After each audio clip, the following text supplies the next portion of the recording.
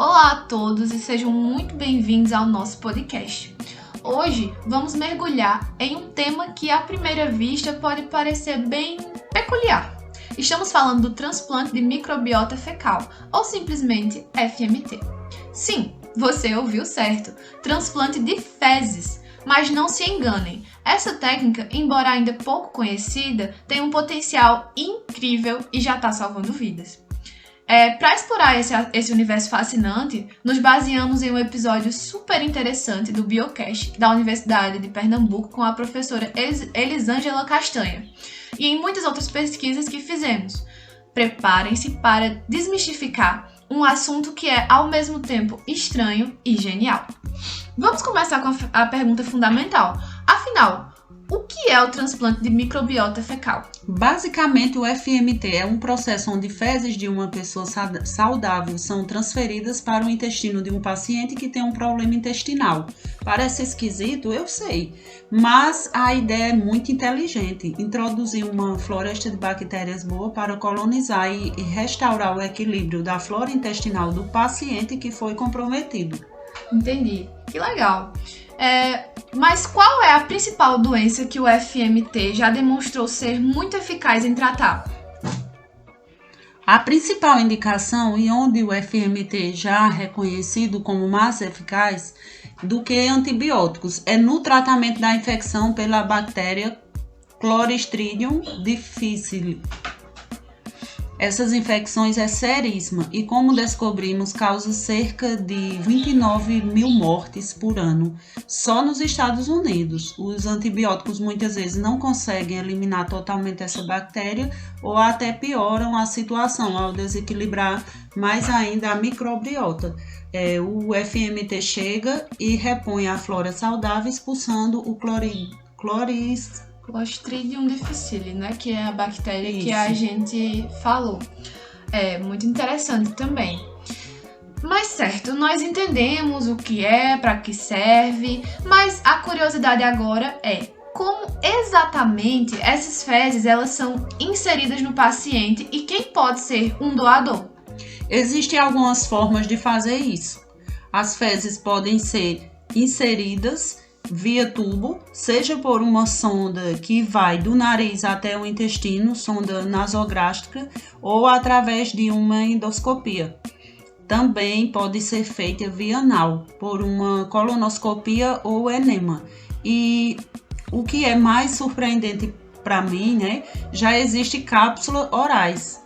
O paciente simplesmente engole essas cápsulas que contêm as fezes liofilizadas.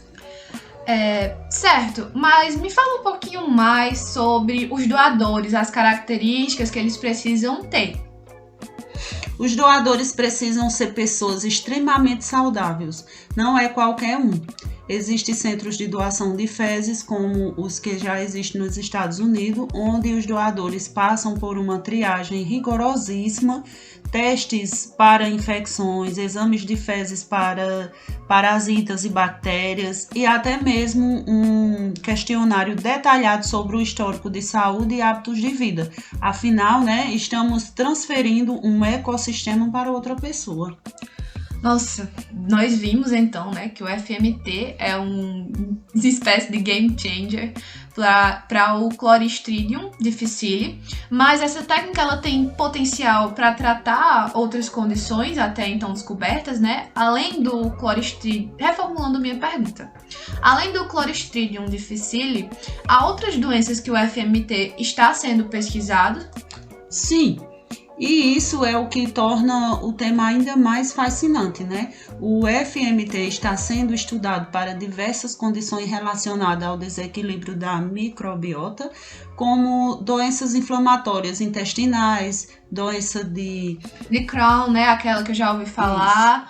Eu acho que a colite ulcerativa também, Eu acho que também já ouvi falar sobre a síndrome do intestino. A síndrome do intestino irritável e até condições que não parecem ter relação direta com o intestino, como obesidade, diabetes tipo 2 e até transtornos neurológicos, como Parkinson e autismo.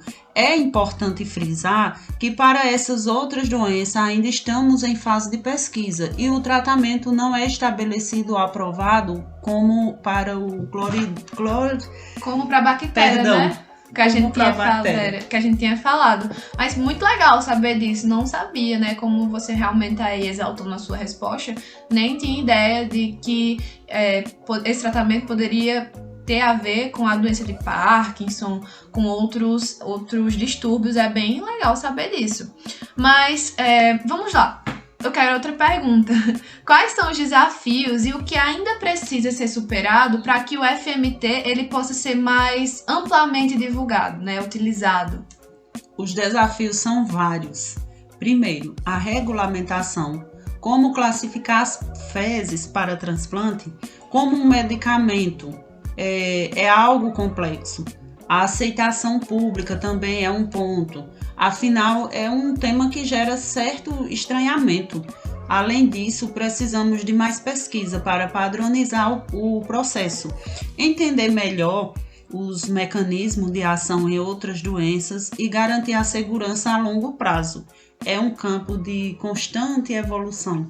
Realmente, quando se trata de ciência, a gente está sempre em pesquisa, sempre em evolução, mas muito interessante o tema aqui do nosso podcast hoje.